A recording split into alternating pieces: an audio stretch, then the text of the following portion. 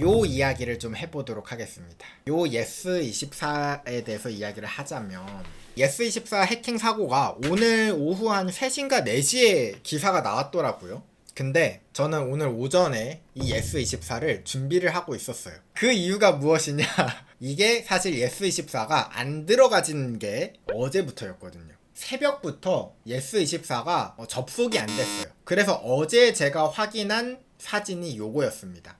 시스템 점검 안내라고 해가지고, 근데 저는 처음에 이걸 보고 또 이거 누가 실수했구나, 네트워크 장애인 줄 알았습니다. 보통 이런 거 흔하거든요. 카톡 먹통이라든가 네이버 먹통이라든가 접속 장애, 이런 거는 여러분들이 뭐 기사가 크게 나지 않아서 그렇지 이런 건 흔해요. 네트워크 장비라든가 아니면 보안 장비 같은 거 IP 주소 설정 글자 하나만 틀려도 접속이 아예 안 되는 경우가 있거든요. 그러니까 또 이거 누가 실수했구나, 고쳐지겠지 라고 생각을 했는데, 이게 어제 저녁에도 요 상태더라고요. 이상한 거예요. 왜냐, 네트워크 장애나 그냥 서버가 부하가 돼서 서버가 터지는 건 금방 되거든요. 이거는 뭐 시스템을 점검할 필요도 없고 분석할 필요도 없어. 근데 이게 어제 저녁까지 이러고 있었습니다. 기사를 보니까 아직 해킹 여부는 확인이 안 되었다, 그냥 지금 접속이 안 되는 거다 라고 기사가 뜨더라고요. 근데 어제 저녁에 요 상황을 보고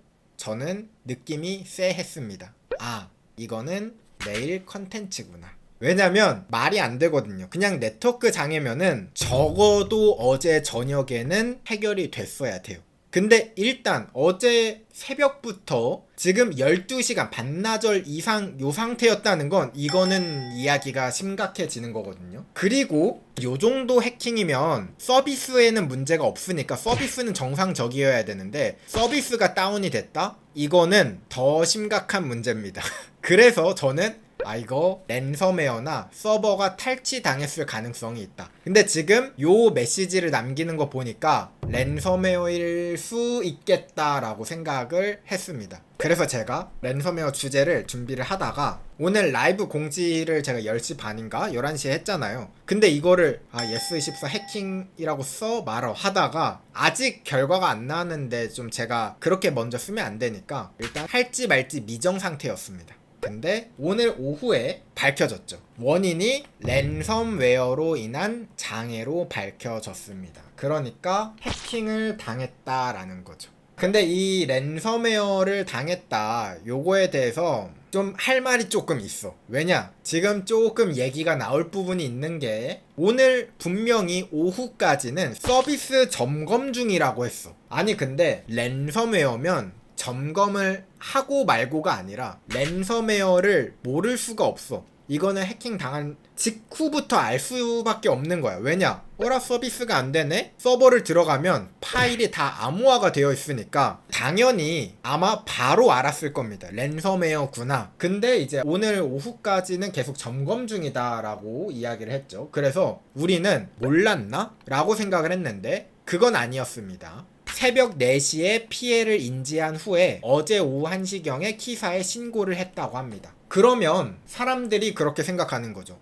그러면은 지금까지 이용자에게 알리지 않은 거야? 너네 숨긴 거 아니냐? 라고 이야기하니까 예스24가 당혹스럽죠. 아닙니다. 저희가 복구에 급박해가지고 지금 막 너무 당혹스러워가지고 알리는 거를 깜빡했어요. 정말 죄송합니다 라고 이야기를 했는데요, 솔직히 여러분들은 뭐라고 하실지 모르겠지만 이해는 됩니다. 그러니까 당연히 지금 랜섬웨어 이제 막 터졌어. 근데 더 불안하죠. 왜냐, 저번 달에 이미 맴매를 아프게 맞은 애가 있어. 근데 이거 그 다음 자기가 되면 안 되죠. 당연히 지금 확인된 바로는 랜섬웨어잖아. 그러니까 해커들이 암호화를 풀기 위한 금전적인 대가를 요구하는 것으로 전해졌다. 그나마 다행이라고 할 수 있는 거는 정치적으로 활용하는 해커들은 아니었다는 거죠. 다행인 거는 개인정보는 유출되지는 않았대요. 근데 조금 독특한 건 랜섬웨어잖아요. 랜섬웨어는 보통 암호화를 하기 전에 거기에 있는 파일들을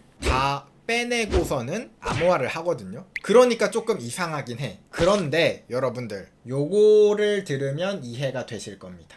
회원님들의 개인정보는 일체의 유출 및 유실이 없다는 걸 확인했고 주문 정보를 포함한 모든 데이터 역시 정상 보유 중. 이 말로 저는 이해가 됐습니다. 무엇이냐면 개인정보가 유출과 유실이 없어. 그러니까 개인정보는 암호화가 안 됐다라는 거죠. 주문 정보를 포함해서 모든 데이터가 암호화가 안 된 거야. 이 말은 무슨 말이냐? DB는 랜섬웨어 당하지 않았다. 진짜 다행인 거죠. 그러면 웹서버만 랜섬웨어에 걸린 것, 웹서버에 있는 애플리케이션이라든가 API 서버라든가 이런 게 랜섬웨어 걸리니까 서비스가 장애가 난 거죠. 그러면 그래, 이거는 파일만 복구하면 되는 거니까 당연히 웹서버나 API 서버 이런 파일들이 백업이 있을 겁니다. 개발을 할 때 저장을 하면서 개발을 할 거니까 랜섬웨어 당하기 직전의 모습 그대로 돌려야 되는 거니까 그래서 시간이 좀 걸리는 거고 제 생각에는 문제없이 복구가 될 것 같아요. 왜냐? DB는 안 당한 것 같아요. 제가 생각했을 때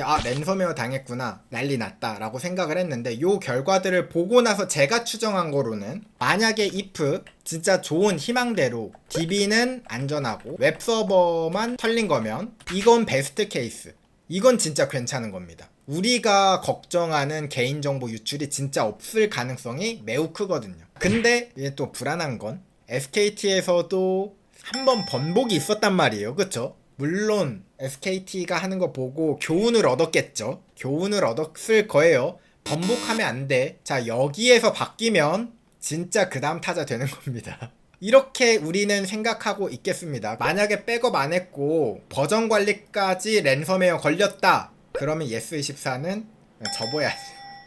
소스 코드가 없는데 뭐 어떻게 해요 그러면은. 처음부터 다시 개발해야 되는데 내년에 다시 개장을 하겠죠. 예스24는 요 정도였고요. 국내 사건에 하나 더 있죠. 피해로 보면 사실 예스24는 아직까지 밝혀진 바로는 개인정보가 유출된다거나 뭐 그런 건 없거든요. 근데 예스24는 브랜드가 인지도가 크다 보니까 지금 사람들이 주목을 많이 하고 있는 거고 또 다른 사건이 하나가 있죠. 바로 일상카페라는 앱이 있어요. 가성비 끝판 앱이다 라고 해가지고 뭐 기프티콘을 할인해서 사고 뭐 이런 앱이래요. 여기에서 해킹 사고가 있었습니다. 여러분들 일상카페 쓰시는 분 계세요? 사실 저도 처음 봤어요. 그래서 이게 이슈가 크지 않아요. 생각보다 100만 다운로드 그리고 이용자 수는 110만이 넘나 봐요. 굉장히 많은데 생각보다는 이슈가 그렇게 안 됐더라고요. 그래서 여러분들 모르실까봐 제가 좀 이야기를 드리자면요. 이 일상 카페를 이용하시는 분한테는 6월 7일 날 카톡이 하나 갔을 겁니다. 개인정보 유출 사고가 있었다는 걸 알 수 있습니다. 어떻게 된 거지? 하고 알아보면 다크웹에 개인정보가 올라온 거야.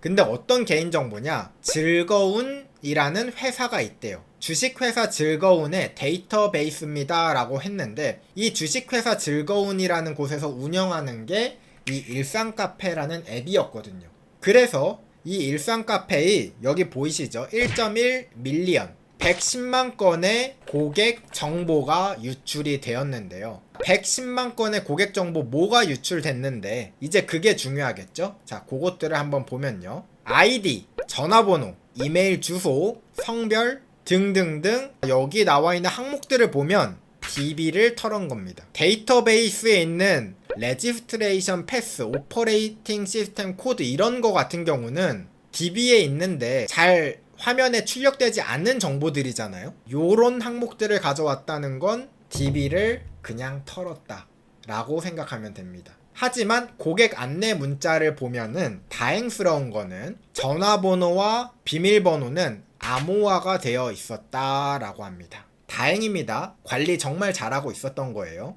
그러면 요 메시지를 토대로 해서 이제 저희가 추측을 해보죠.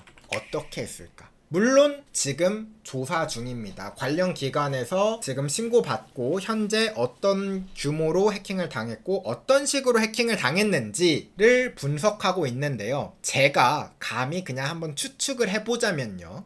요 안내 메시지에 힌트가 있는 것 같아요. 안내 메시지를 보면 6월 2일 6시부터 12시까지 즉 약 6시간 동안 데이터를 뽑아간 겁니다. 그 말인 즉슨 일단 해커가 DB를 탈취할 때 관리자 계정을 털거나 서버 자체를 턴 건 아닌 것 같아요. 왜냐? 만약에 관리자 계정이나 서버 자체를 털었다면 6시간 동안 추출할 필요는 없거든요. 그냥 데이터를 다운로드 받으면 끝이에요. 1시간도 안 걸릴 거야. 6시간 동안 데이터를 뽑았다? 자, 그러면 가능성은 저는 두 가지라고 봅니다. 첫 번째, API 해킹입니다. 그 앱에서 활용되고 있는 API 기능 중에 하나가 취약점이 있었던 거야. 그래서 예를 들면은 마이 페이지에 들어갔더니 거기에 회원 번호, 예를 들어서 1번이라고 넘겨주면은 1번 사용자에 대한 요 내용을 응답을 해주고 있었어. 그래서 해커가 이런 식으로 1번부터 110만 번까지 쫙 돌려본 거죠. 그렇게 6시간 동안 뽑았을까? 라고 저는 생각을 하고요. 근데 여기에서 문제는 만약에 이 API를 이용해 가지고 데이터를 추출했다면 암호화된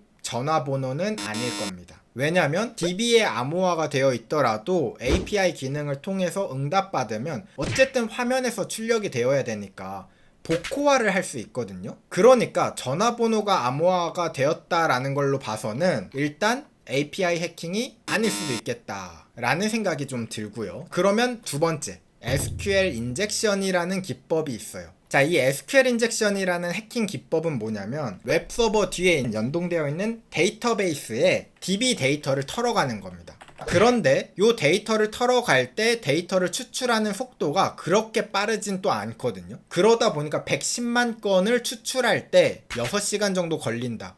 그러면 정황상 또 맞아 보여요. 그리고 DB 데이터를 통으로 털었기 때문에 만약에 DB에서 비밀번호를 해시 처리하고 전화번호도 암호화를 하고 있었다면 이렇게 암호화된 데이터를 올려놨을 가능성이 큰 거죠. 만약에 서버 자체를 털었다면 이거를 복구하는 키도 비밀번호도 여기에 분명히 있었을 거고 복구를 할 수 있었을 거예요. 그래서 제 생각에는 서버를 턴 건 아니지만 SQL 인젝션을 통해서 DB가 유출됐을 가능성이 매우 높을 것 같습니다. 그리고 아닐 수 있겠지만 즐거운.co.kr이라는 사이트에서 SQL 인젝션이 있었을 것 같다라는 생각이 드는 건 여기 보면은 이 올린 사람이 즐거운.co.kr 데이터베이스라고 했으니까 여기에서 SQL 인젝션 취약점이 있어가지고 여기에 연동되어 있던 일상 카페 회원 정보들이 유출된 거 아닐까라는 생각이 좀 듭니다. 그럼 이제 그 다음 이야기해야 되는 건 여러분들이 궁금한 건 그거죠.